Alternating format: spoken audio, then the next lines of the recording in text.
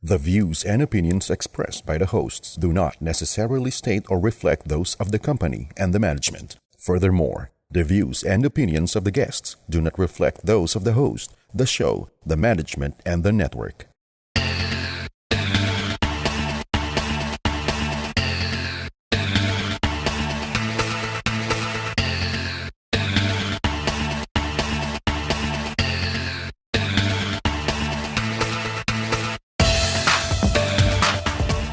Kumusta po kayo? Ito yung lingkod, Max Sangil, dito sa ating palatuntunan Trending Max.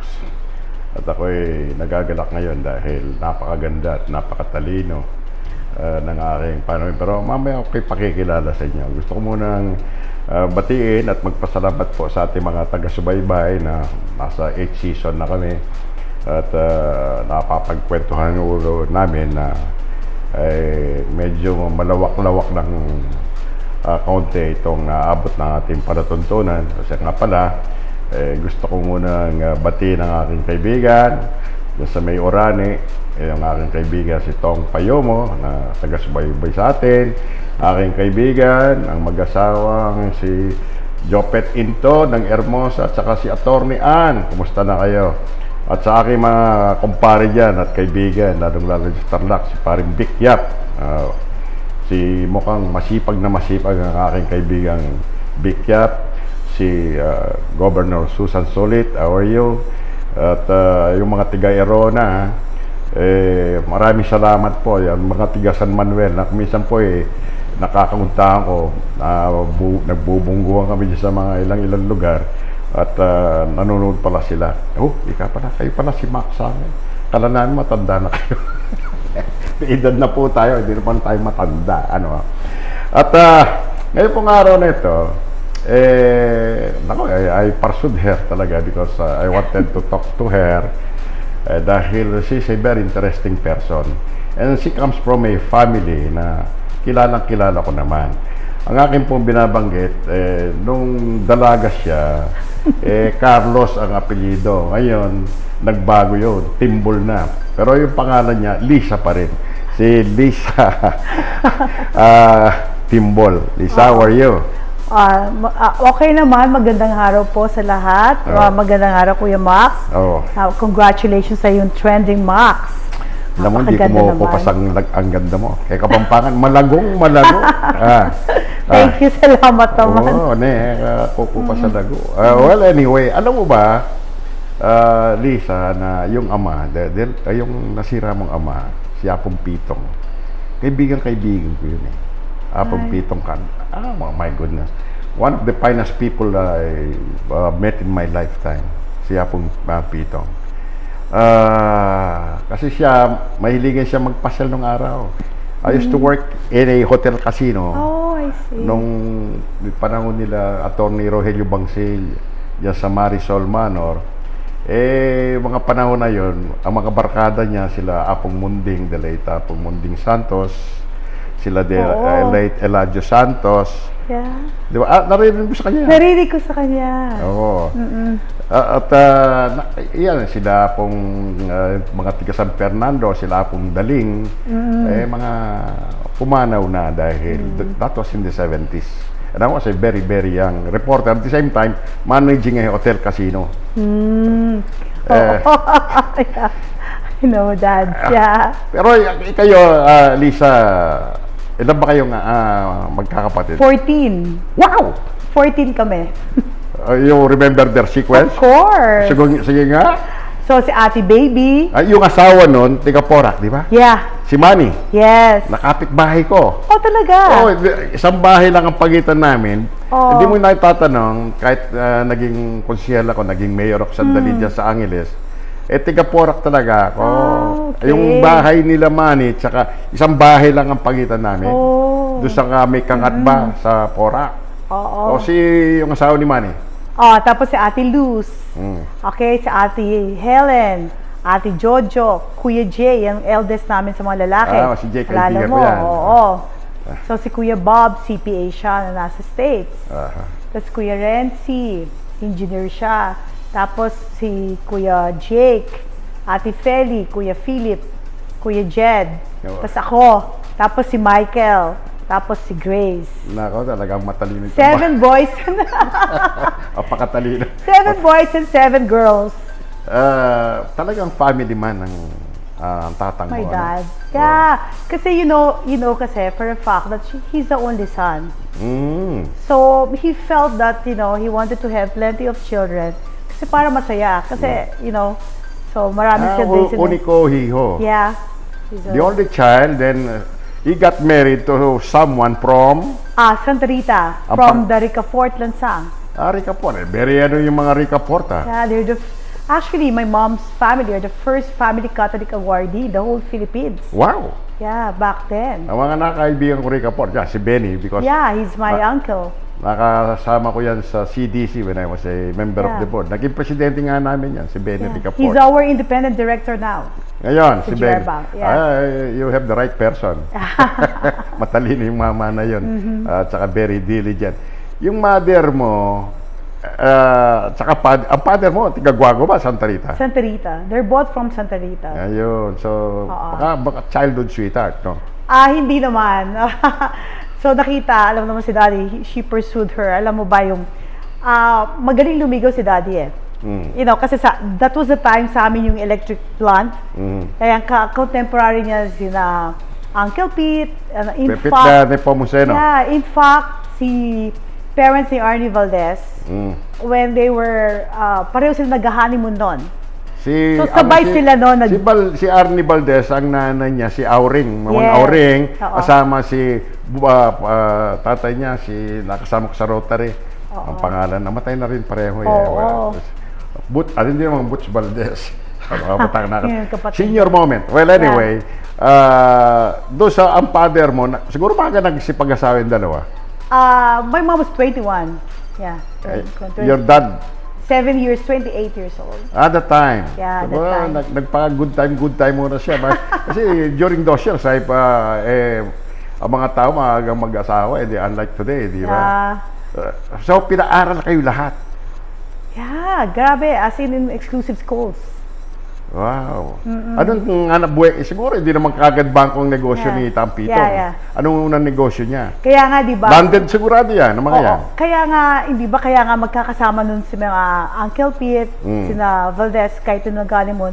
Kasi noon, kami naman ang owner ng electric plant sa area namin. Buding pala, nakakalimutan. Si Buding Valdez, tatay niya. Baka hindi ako patawaran niya. Kaya, they were in power business. Yes, power business.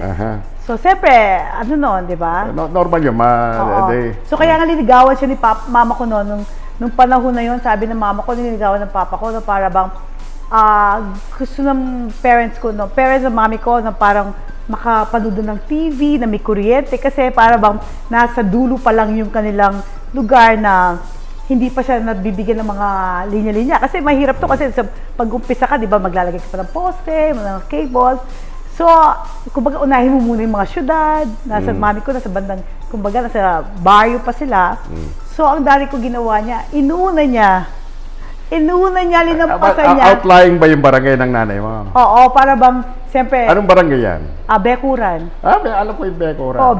Siyempre kami, San Jose muna. That's where the church, kasi di ba, in the old times, you stay near the church, near the municipio.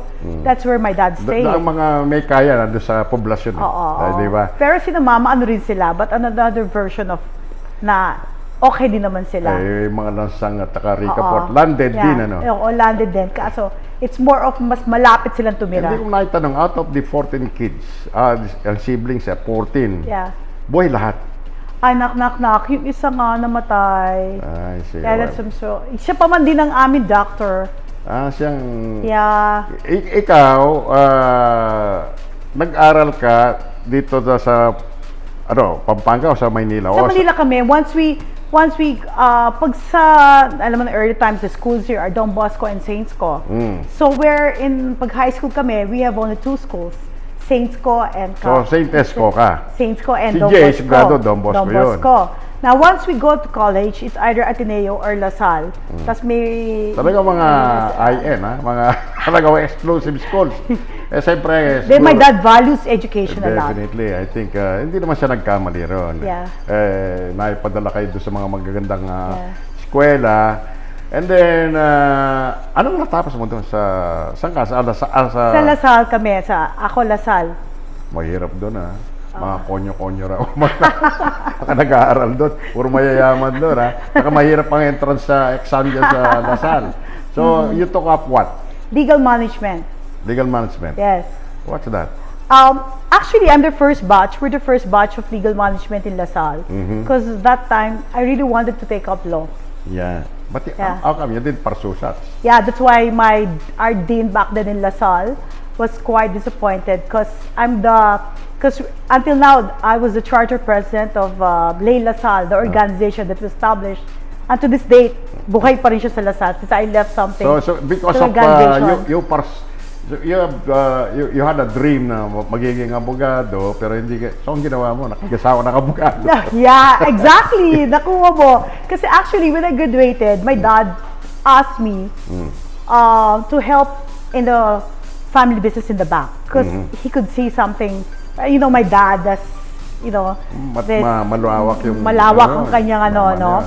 And then he asked me, like, I'm gonna help first in the bank. And then I said, that time I said, why me, Dad? I'm number 12. Ang dami ko linalampasan, And then he said, no, I want you to be there to help it. Sabi niya ganun, to help. Tapos, hanggang, as an obedient daughter, in the provinces, living in the provinces, you have to obey your mom, your dad. So I obeyed them. And then I was teasing my dad. Said to okay, Dad, don't worry. I'm just gonna marry a lawyer. And my dad said, wow, as if naman you just can simply find one that you love and marry one. And then, it so happened, yeah. Swerte mo nga Swerte rin siya sa akin. Swerte rin naman si Attorney Elias, Timbol. Yeah. So, in short, natapos ka ng legal management. And then, you were tapped by your dad. Sabi niya, okay, Lisa, dito ka. Dad, di ba nakakaya yan? 14 kami, lalampasan ko, 12. Not only that, I started as teller. I really started from the ranks. I just rose up from, from the ranks. Teller ka muna or what? Yeah, all the, everything. Every aspect of the Every banking system. aspect of the banking system. I went through a lot with it. The only thing that I did not, is janitress. Hindi naman kagad, ikaw ang presidente, No. Andun to yun ni Silver Platter, kundi sinabi niya pong Opitong, sige, magtrabaho ka sa bangko, try to know what is, how to run a bank. No, that's why. And that, not only I want to know how to run the bank, I want to get a husband for a lawyer. I want to get a lawyer for a husband. Yeah. Saan mo nakita siya, no? Siyempre, nung umuwi na sa Pampanga, so, nag-start ka na sa bangko. So, para bang, initially, I was really crying because, my focus back then is I was really enjoying Manila na, and my desire then was to really pursue career in Manila. So, siyempre, yung mga friends mo, nandoon, tapos biglang bumabalik ka naman doon. So, of course, I have some friends here also, sa mga high school. Till now, they're my friends. So, pero yung babalik ka na naman ulit, mag-start ka ulit. So, siyempre, yun. So, what a colorful life. Very check.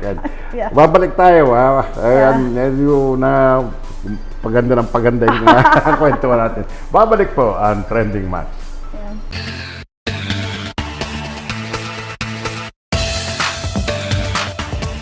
Mga dapat gawin upang maiwasan ang leptospirosis.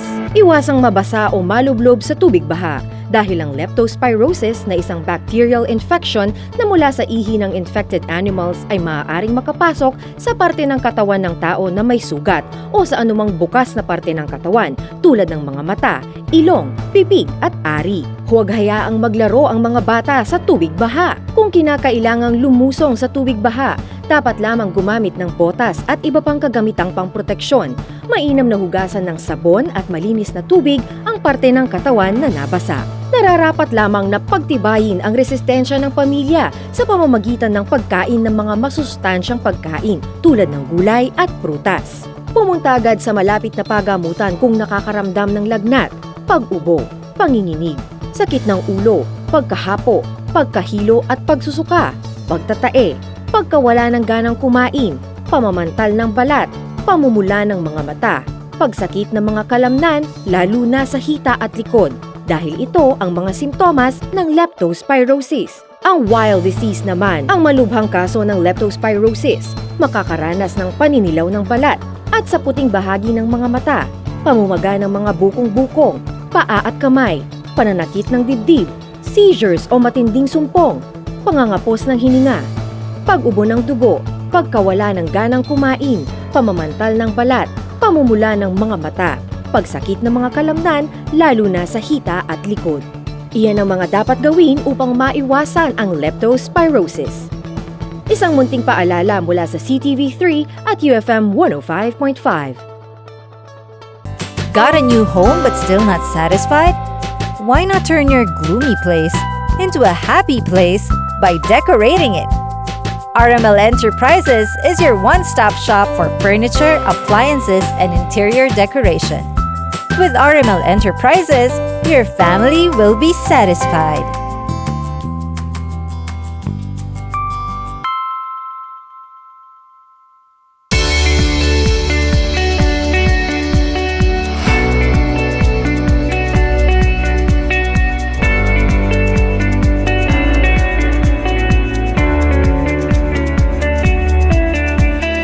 Narito ang mga maaaring gawin para makatipid ng tubig.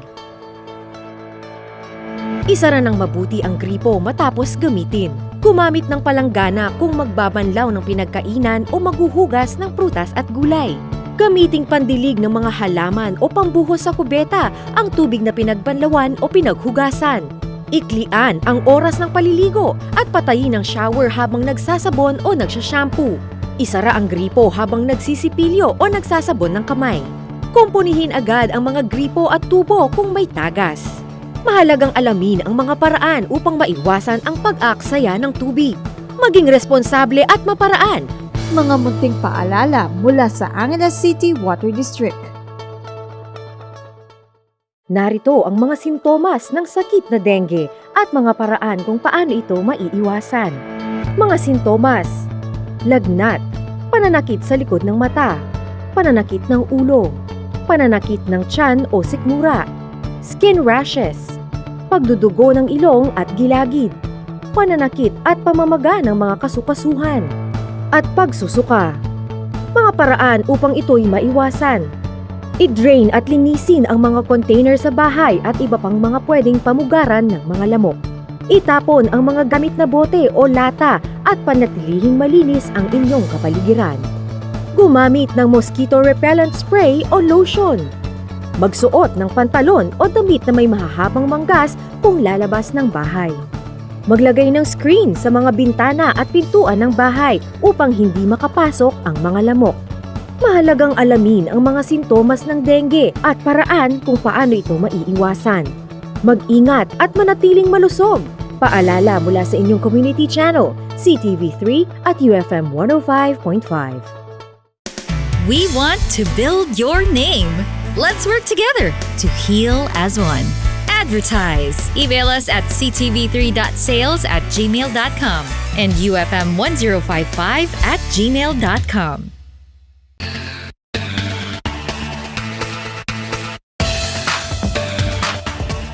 Tuloy-tuloy po ang ating palatuntunan Trending Max at salamat po sa pagsubaybay ninyo. Doon sa mga lechoner baka nagtataka kayo, baka isipin nyo artista itong aking panukit. Dahil napakaganda po at saka napakatalino.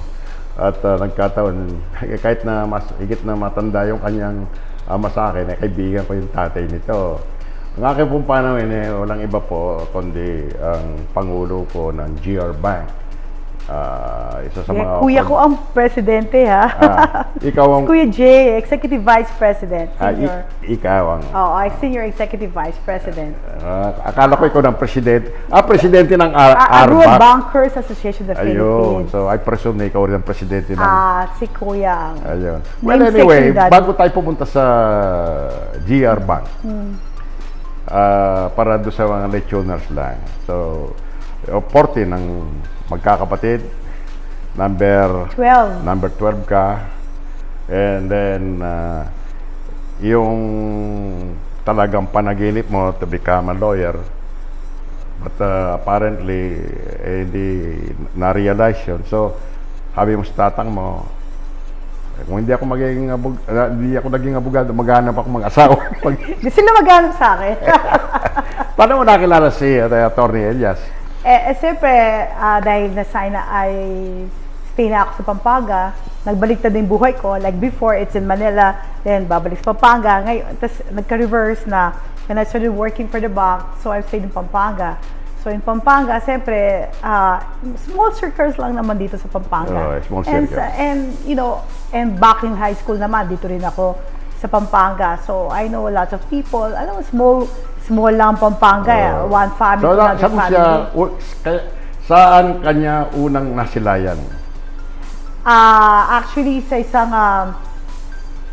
actually, pwede mo masabi na sa kasal ni Peter Lansang. Oh, Peter, yung tiga-Porak? Hindi yung namatay siya, yung sa Batis Azul. Yan nga, tiga-Porak yun eh. Oo, mag-classmate asawa ni sila. Imang Nila Tayag. Anak niya. Anak ng yun. Peter di siguro yung anak niya. Mang Pedro naman kasi yung tatay. Ayun. So kinasal siya, so invited din ako kasi kaibigan naman, classmate naman niya yung si Peter, ako naman yung wife ni Peter na si Peng, ano ko naman siya. Barkado ko naman ng high school. Doon kayo nagkilala. So we bought that. But wala pa naman yun. As in, you know, just merely passing lang. And then we met again in a concert. Sakala niya, anak akong mayor. Kasi nung nakikita niya ako, I was saying basically, hello to everyone. Hello. Di ba? Parang sa Pampanga. Extrovert ka talaga eh. Ano? So akala niya ako ng mayor. Hello.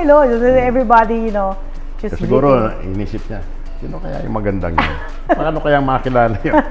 So, you were introduced to him? Or he introduced himself to you? Yeah, parang mga friends mo, yun. Parang, yun na. So, tapos you began dating. And then, parang just like in a fairy book tale, they will live happily ever after. And then, how many kids? 3 kids na ako. May edad na rin nata, nakikita ko sa Facebook eh. Ilan taon na yung panganay mo? 25. Ha? 25. 25, and I think he's the one who is taking up law? No, he just graduated this. What's the name nga yung muna? El-Yel. Lahat yan, E-L. El-Yel. Tapos yung pangalawa? Elaine. Babae. She's taking up what? She graduated last year also. Nang ano? Marketing management. And then yung bunso? He graduated grade 12 turning first year college pa. Wow. Well, napakaganda ng pamilya mo ano. And of course, in between as a wife, motherhood, nandiyan ka sa bangko. Yeah. And then you can still find time na you're running marami na kasi yung branches ng GR Bank, di ba? Yeah. Ilan na ba yan? 25 branches. 25. Oh my goodness, 25 branches. Saan na ba yan? Lahat? Almost all over Central Luzon. So, aside from Pampanga, nag-expand na kami sa Central Luzon. And we have also in Metro Manila. Saan ba? When was this bank founded? In 1954. Oh, yeah. So, kasing age yun ng eldest namin. So, it's easy to remember how old is our eldest. 1954 na found yung ano? The bank was founded in 1954 and our eldest was born in 1954. And then, recently, napabasa ko sa periodiko,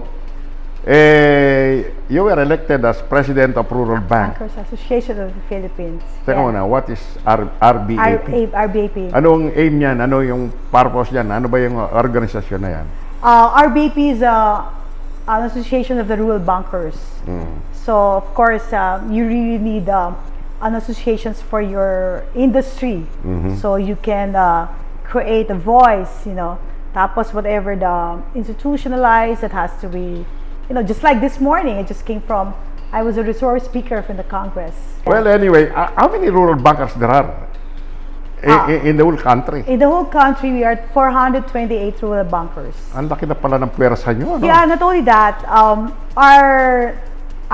there are 3,243 branches nationwide, putting it all together. Basically, I think rural bank, if there's I don't know what year the law was passed or drafted about the creation of rural banks in the country. What I know of, when I was a very young reporter, ang alam ko noong panahon ni Diosdado Macapagal,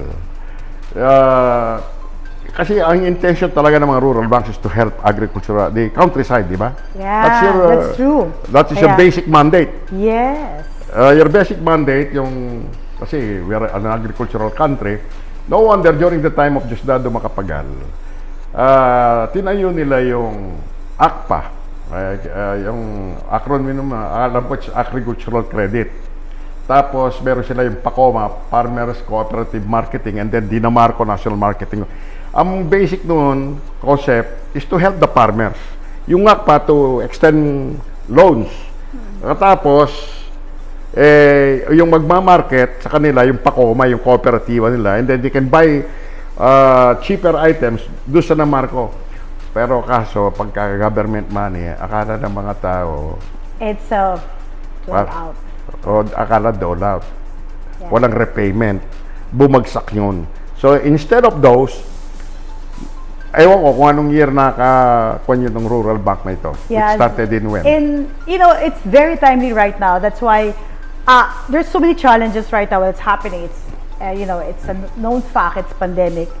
That's why I said in my resource speaker, I was asked to talk this morning in Congress, about the banking institutions and me representing the rural banking industry. I said for the rural bankers, for everyone to get to know them, we were created in 1952, right after the World War II. Yep. For basically, wherein we were just recovering after the World War II, and they wanted to develop the countryside development.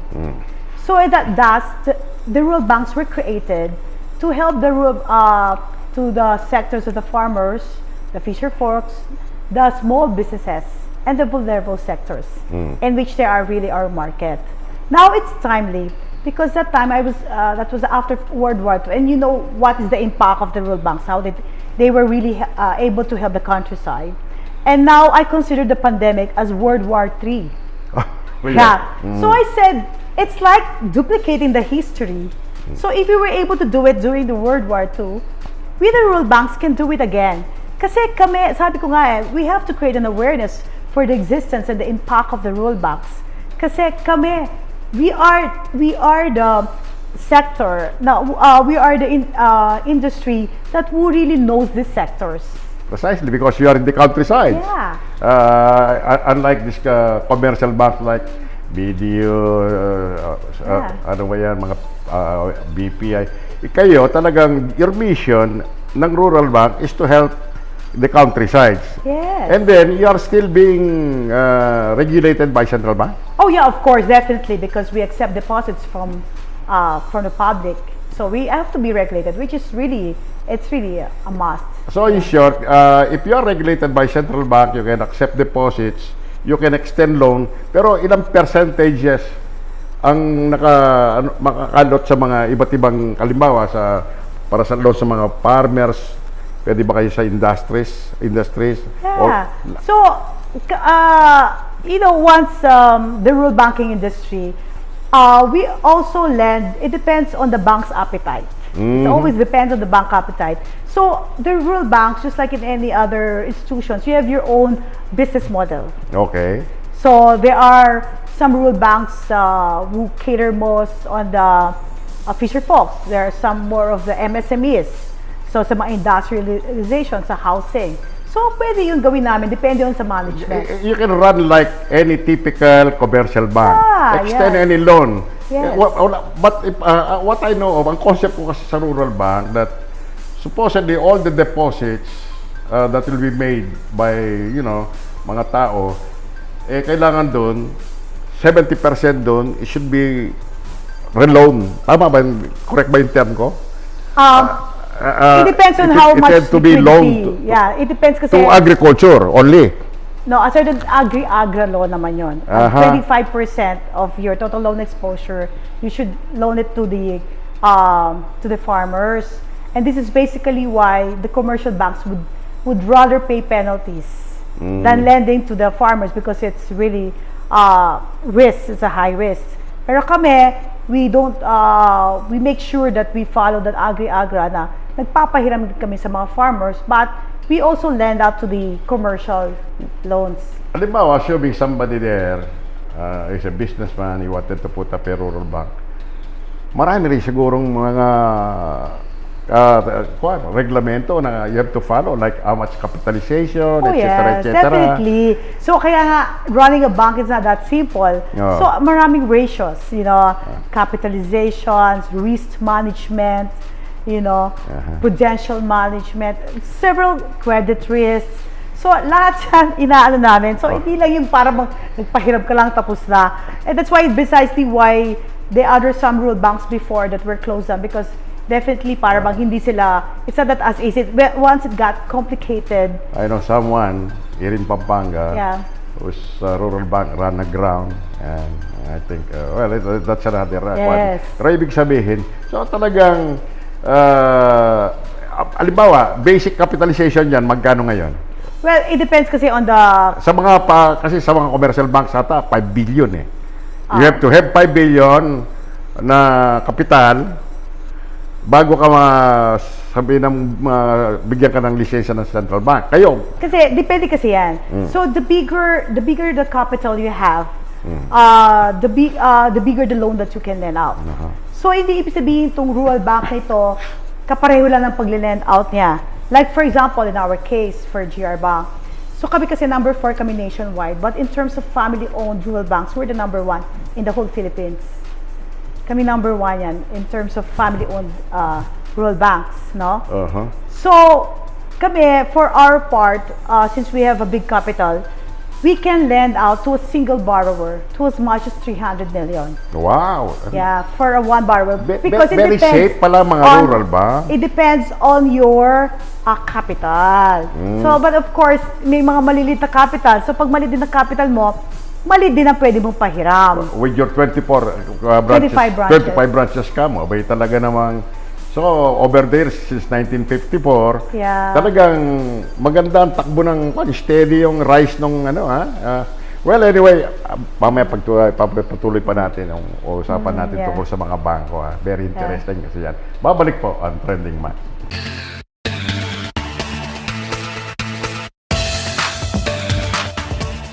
Narito ang mga paraan para manatiling ligtas mula sa COVID-19. Ugaliin ang paghuhugas ng kamay. Iwasan ang paghawak sa mata, ilong at bibig. Panatilihin ang physical distancing. Kumain ng masustansyang pagkain kagaya ng prutas at gulay. Matulog ng sapat sa oras. Uminom ng vitamins. Umiwas sa mga matataong lugar. Manatili sa loob ng bahay kung wala namang mahalagang gagawin sa labas. Mahalagang alamin ang mga paraan para manatiling ligtas mula sa COVID-19. Paalala mula sa inyong community channel, CTV3 at UFM 105.5. Ano ang kahalagahan ng pagsusuot ng face mask at iba't ibang mga uri nito? Ang pagsusuot ng face mask ay nakakatulong upang mabawasan ang pagkalat ng virus. Mainam din ito para maprotektahan ang sarili at pati na rin ang mga tao sa paligid upang maiwasan ang pagkakahawa rito. Mga iba't ibang uri ng face mask. Cloth face mask.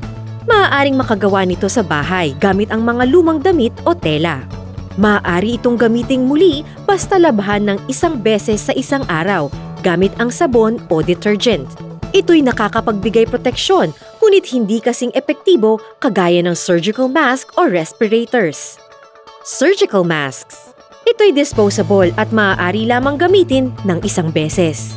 Pinipigilan nito ang transmission ng virus sa ibang tao mula sa nagsusuot. N95 respirators. Ito rin ay disposable at maaari lamang gamitin ng 1 beses. Ito'y mas mahigpit kumpara sa surgical mask at maaaring mag-filter ng 95% ng virus at bakterya. Mahalagang alamin ang kahalagahan ng pagsusuot ng face mask at iba't ibang uri nito. Mag-ingat at manatiling ligtas. Paalala mula sa inyong community channel, CTV3 at UFM 105.5. Narito ang mga maaaring gawin para makatipid ng tubig. Isara ng mabuti ang gripo matapos gamitin. Gumamit ng palanggana kung magbabanlaw ng pinagkainan o maghuhugas ng prutas at gulay. Gamiting pandilig ng mga halaman o pambuhos sa kubeta ang tubig na pinagbanlawan o pinaghugasan. Iklian ang oras ng paliligo at patayin ang shower habang nagsasabon o nagsashampoo. Isara ang gripo habang nagsisipilyo o nagsasabon ng kamay. Kumpunihin agad ang mga gripo at tubo kung may tagas. Mahalagang alamin ang mga paraan upang maiwasan ang pag-aksaya ng tubig. Maging responsable at maparaan. Mga munting paalala mula sa Angeles City Water District.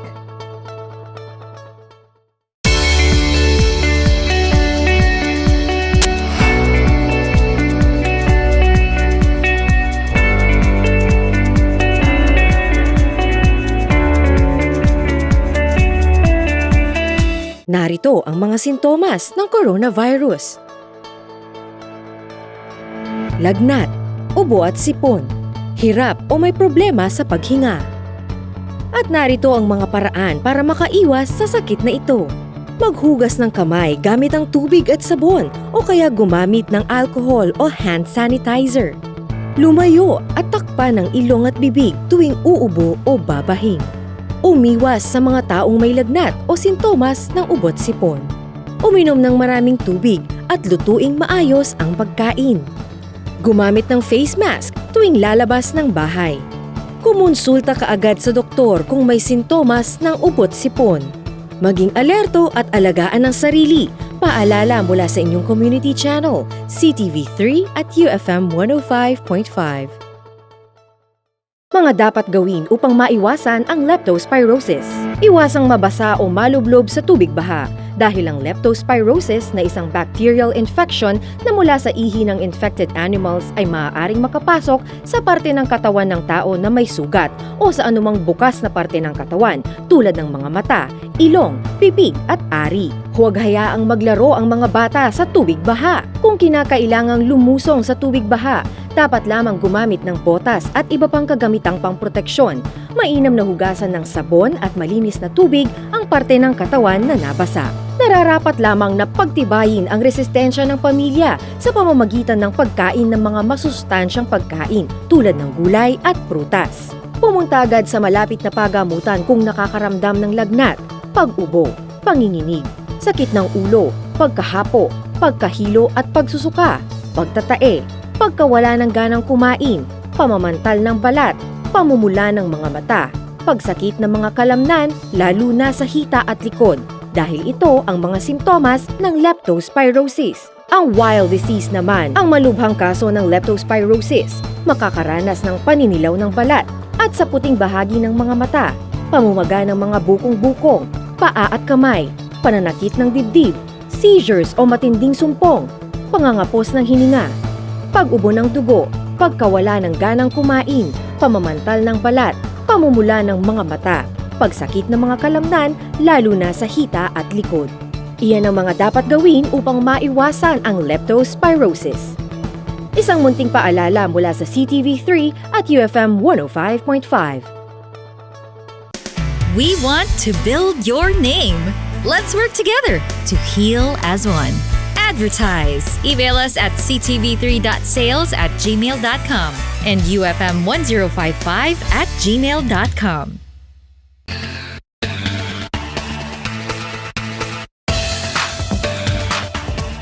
Tuloy-tuloy po ang ating palatuntunan Trending Max at bago po pagpapatuloy itong aming napaka-interesanting pag-uusap ni Mrs. Lisa Carlos Timbol ng GR Bank, gusto ko munang batihin yung mga kaibigan dyan sa may Bilyangila na alam ko habang tumotoma yung anak kayo dyan nanonood kayo dahil may television doon sa tennis court at saka doon sa aking mga kaibigan dyan yung Hoy family na I think they're living on next week pabalik na sa Amerika. Godspeed, have a safe travel at hopefully you can get back Mike, si Mike Hoy na ating kaibigan. Well, back to our program. Most people, they have a misconception about the rural bank. akala mga rural bank, hindi kasi tibay ng mga typical commercial bank. Pero doon sa kwento mo, kamukha nyo, you can even make a loan exposure of 300 million. My goodness, you are a solid, a big bank. Can you imagine extending a loan of 300 million? Pero ang kaso, ako isa na ako siguro doon. Ang concept ko, baka siguro kung if I have a little savings, I'd rather deposit it in a commercial bank more than in a rural bank. Now, give me the argument why I should go to your rural bank. Okay. In the first place, okay, I would argue like if, for example, kung magsara, paano yung pera mo? Pero kung naman ang dinideposito mo is 500,000 and below, there is nothing to worry. Kasi even in the worst scenario that the rural bank will close, PDIC will pay you. Kasi naka-insured ang pera mo up to 500,000. Okay. So that's why the other people, if 50,000 or 100,000 or 50,000, it's safe to say you just bank with the rural banks where walang queuing, walang masyado maraming pila, and then they can even entertain you. So, and we are also going on digitalization already. So you can also transfer to and from your money to other banks, from the other banks. And then we have low initial basic requirements minimum deposit mo account. Like for example, when you want to open a checking account. Sa checking account namin, instead of maintaining balance mo, napakataas sa mga commercial banks. Sa amin, napakababa lang ng maintaining balance mo. Na like for us, for GR banks, 5,000 only. And our checking namin, so especially for a GR bank, checking account namin is like the commercial banks already. We are involved with the Philippine Clearing House na one-day clearing din. Kasi kung paano nakiklear ang mga cheque ng mga commercial banks, ganun din kami. So ganyan na yung mga nag-i- What about the interest rates? The interest rates, yeah, we're very competitive. Yes. We give them, especially right now na medyo nag-pandemic, so we lower the interest of the others. No, pero siyempre kasi, hindi naman kasi pag sinabi namin itong ganito, hindi naman kasi pwede lahat. So, depende rin kasi lahat. Even sa commercial banks, iba't ibang interest rates naman talaga. So kami is from 6.5% to 12% din ang interest rates namin. But that's very competitive. That's on savings? No, for the loans. For the loans, yeah. On savings? On savings, mababa lang. Yeah, 2.75. But usually, nagpapataas kami ng konti from the commercial banks. Mas mataas kayo ng konti. Konti. Kasi because of the... Hindi tatanong, I used to be a director of Philippine National Bank. Oh. 3 years. Oh. During GMA's time, panahon ni Pangulong Doria Macapagal-Arroyo, mga nakasama ko ron, mga talagang non-bankers, kamukha nila Omar Mir, nila yung si Tan, sila Macario Te, sila kung sino-sino pa si Michael Tan ang kasama mo noon. Hindi, yung kapatid ni Nestor, si hindi nagugulong Lorenzo Tan. si Lawrence Tan, yeah, nakasama ko yan alam mo, I was assigned in promoting products of the bank, like yung bahay pangarap, etc. Kayo ba may mga products that you sell to people, kamukha ng kanila yung mga produkto nila?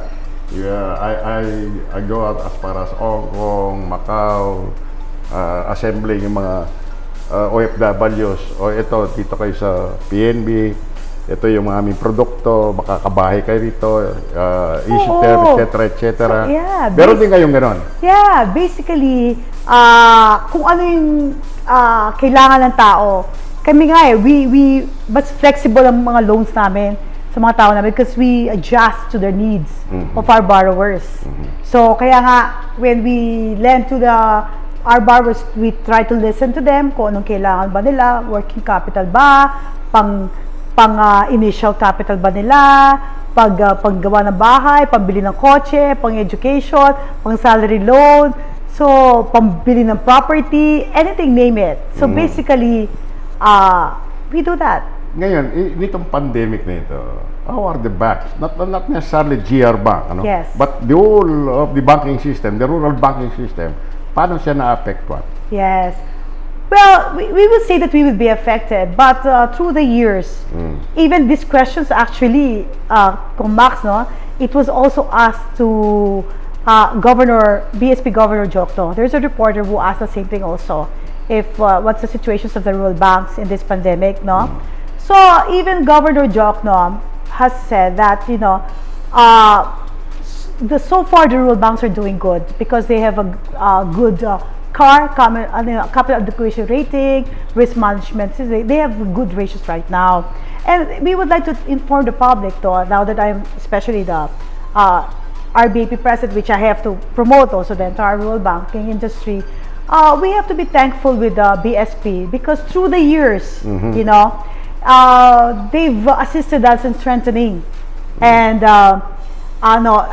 to be cautious of our risk management system, and has given us enough time to build up our capital so that in any case of disaster or this pandemic, just like as this one, we are more than prepared. And I would like to cite, for example, especially for our rural banks in Pampanga, and this is exactly what I've been mentioning also, trying to justify the rural banks.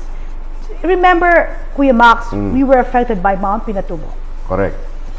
That is a classic case in which is, I'm just trying to tell the people right now, we would not say it, but we can tell you, during the Pinatubo, it was really worst in the entire world of Mount Pinatubo eruption in 1991. Sabi nga nila noon, Kuya Max, mabuti pa ang nasunugan. Bahay lang wala, pero may lupa ka pa. Ito pati lupa. Pero pag nalahar ka na, wala na yung bahay mo, wala pa yung lupa mo. Particularly Santa Rita. Yes. So wala pa yung bahay mo. And Guagua. Yes. During that time, you know, commercial banks closed their loans. But we, the rural banks, especially for GR Bank, at the time, we will not close. We have to continuously lend. Sabi nga ni Papa ko, buhay pa nga siya. No. Kung hindi kami magpapahiram, paano iikot, makakapag-start ang mga tao? We never stop lending. Nagpahiram kami because we know very well of our people that lives in our areas. That's the advantage of the rural banks. Kakilala namin mga tao. Kakilala namin mga community. The curiosity, yes. There's that characteristic of a curious little town, and people in the rural banking system, alam nila kung sino yung pahiramin, kung sino yung masipag, sino yung... And it is within our advocacy, as part of our objective, our vision, for every peso deposit that we solicit deposits from the people, we lend it out to the community that we serve. Therefore, there will be an inclusive development and long sustainability development in the countryside. Kaya dapat supportahan talaga yung mga rural banks. Kasi yung pera mo, ipapahiram din namin sa community natin eh. So kaya nag-grow. It's like support local businesses. You support local businesses, ang economy, it will pump right the country development. Ngayon, there were several challenges that confronted the rural bank. Ayan, isa yan, you were tested kung gaano kayo ka-resilient, no? Very resilient. Yung nung pumunta kang Pinatubo in 1991. Now, this time, meron din, even before this pandemic, di nagkaroon ng African swine. Siyempre, naapektuhan din yung mga magsasaka dyan, sa mga magbababoy. You grappled again on that time? Because we're very resilient. You know, we know how to, we put some surplus for allowance for bad debts. And then parang, lang yan eh, parang we're managing the risks. Siyempre, hindi naman pwede lahat, hindi magpapass you, mayroon ka rin. So we're balancing it through the times. That's why we were able to build our capital through the years. Para mas matatag. And we don't even, like for example, we don't maximize our liquidity. Yun ang kami, like for example, kami, ang taas-taas ang liquidity namin. Because we always sacrifice profitability over stability. Siyempre naman. So we don't really maximize, eto na yung mga deposit namin, talagang sasagarin namin. No. Talagang minimitin namin so that anytime nandiyan sila, they can withdraw, we can safely sound. Okay? Kaya nga, di ba, nagka-election nga sa RBP2, it's really challenge. Mabalik tayo sa RBP, Rural Bankers Association of the Philippines. RBAP. Yes. So, you're now the newly minted president of that 400 something 428 rural banks. 428 rural banks scattered all over the archipelago. Yung ba kailangan ka magpasyal sa mga lugar-lugar na yan? Yeah, actually yes.